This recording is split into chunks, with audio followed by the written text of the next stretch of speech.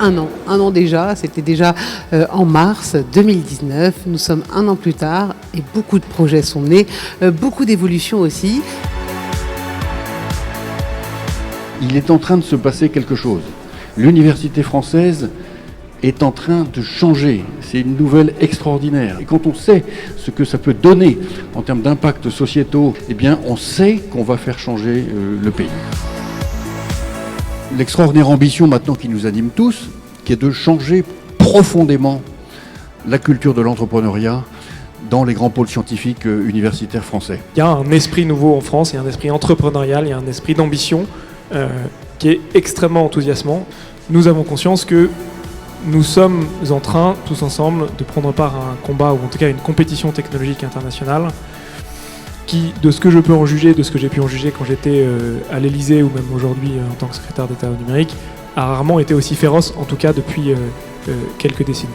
Partout, on voit que cette réflexion sur la technologie et que nous devons à être au rendez-vous de cette aventure technologique. Ganymede Robotics, c'est une start-up parisienne qui conçoit la nouvelle génération de robots chirurgicaux. Omini, c'est une jeune start-up cofondée par Anna et moi. Notre objectif, c'est de rendre la biologie médicale 100 fois plus rapide, 100 fois plus simple. À Ascendance, on révolutionne la façon de se déplacer autour des villes ou à partir des villes.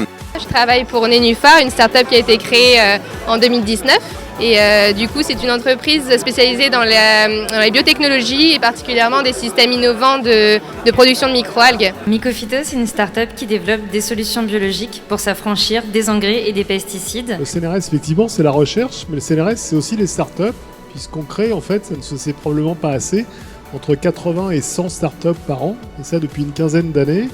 Et nous allons fêter cette année notre 1500e start-up.